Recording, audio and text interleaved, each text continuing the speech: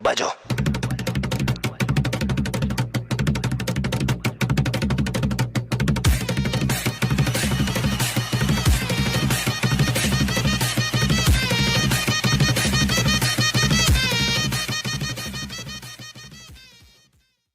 जैसे कि आप जानते हो, बेन 10 रिबूट एक बहुत ही घटिया आर्ट क्वालिटी और स्टोरी लाइन का एक रिबूट है बेन 10 का, जो 2016 में आया था। लेकिन मैं एक व्हाट इफ सिनेरियो के बारे में इमेजिन कर रहा हूँ और मुझे लगा कि ये इमेजिनेशन जो है मुझे आपके साथ शेयर करनी चाहिए। जैसे कि आप जानते हो, अगर किसी भी सीरीज में एक बैक स्टोरी लाइन होती है तो वो सीरीज बहुत ही कमाल की हो सकती है। अगर हम ध्यान दें तो अल्टीमेट एलियन, एलियन फोर्स और क्लासिक, ये तीनों की स्टोरी लाइन और एनिमेशन और आर्ट स्टाइल दोनों ही कमाल की थी। लेकिन अगर सबसे ज़्यादा अच्छे एनिमेशन कहीं पर यूज़ हुए हैं वो ओमनीवर्स सीरीज है, जिसमें करीबन 80 एपिसोड्स हैं।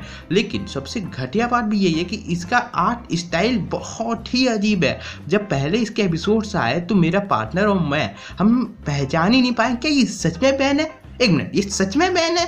मुझे समझ नहीं आ रहा था और उस बंदे को भी, मतलब मेरे पार्टनर कबीर को भी समझ नहीं आ रहा था यार, इस चीज को देखने के लिए हम इतना पैसा लगाए हैं।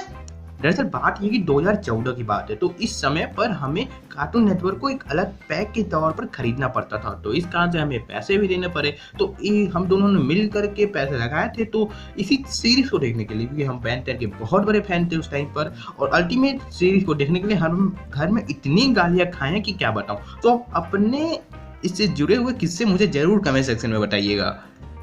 मैं इस पॉइंट पर उतरा हूँ कि मैं अभी अपने एक दोस्त के साथ कॉल पर बात कर रहा था, दरअसल मल्टीवर्स से बात कर रहा था। तो उसने मुझे अचानक से ये बोला कि जब तक किसी चीज़ की स्टोरी कमाल की होती है तो बाकी चीज़ों पर ध्यान नहीं दिया जाता, क्योंकि उसने कहा कि मेरा फेवरेट बेन 10 में सीरीज या फिर जो सीजन होते हैं तो उसका ओमनीवर्स है। तो ओमनीवर्स क्यों है? तो उसने ये बोला कि इसमें कई सारे अलग अलग चीज़ों को अच्छे से एक्सप्लेन किया गया और इसमें काफ़ी डिटेल में हर एक क्राइसिस को, इन्विजन्स को दिखाया गया है, और इसी के साथ हम इससे एलियन एक्स की रियल पोटेंशियल को भी देखने को 2 बार मिला है कि वो किस तरीके से बाकी सारे सेलेस्टियल सेपियन से कहीं गुना ज़्यादा पावर है बिना सेरेना ऑफ बेलिकस के, और सेरेना ऑफ बेलिकस के साथ भी। और यही नहीं, हमें इसमें एटॉमिक एक्ट जैसे कैरेक्टर्स को भी इंट्रोड्यूस करवाया गया, जो कि बेन 10 यूनिवर्स में बेन के सेकंड मोस्ट पावरफुल कैरेक्टर्स में गिनाया जाता है। और यही नहीं, उसमें बहुत सारे अलग अलग कैरेक्टर्स डेवलपमेंट भी दिखाए गए हैं। तो ये कहा तो जा सकता है कि अगर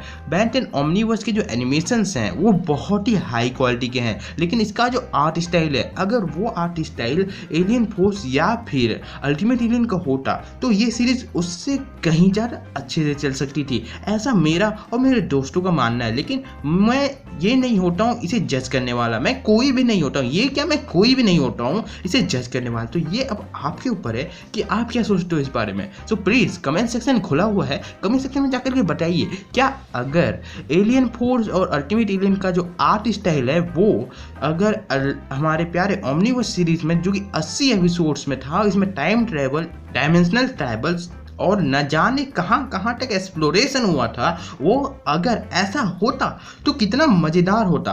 और प्लीज़ मुझे ज़रूर बताइएगा इस बारे में। एंड एनीवे, अगर आपको ये वीडियो अच्छा लगा, ये थ्योरी अच्छी लगी और ये पॉसिबिलिटी अच्छी लगी तो प्लीज़ मेरे चैनल को सब्सक्राइब करना, नोटिफिकेशन बेल ऑन कर देना, और यार ज्वाइन करना मेरी आर्मी को। प्लीज़ मेरी कॉस्मिक आर्मी को ज्वाइन करके एक सुपर हीरो बन जाइए, जिसे मैं कहता हूँ cosmic super hero. So subscribe and be a part of Cosmic Army and just become a cosmic superhero.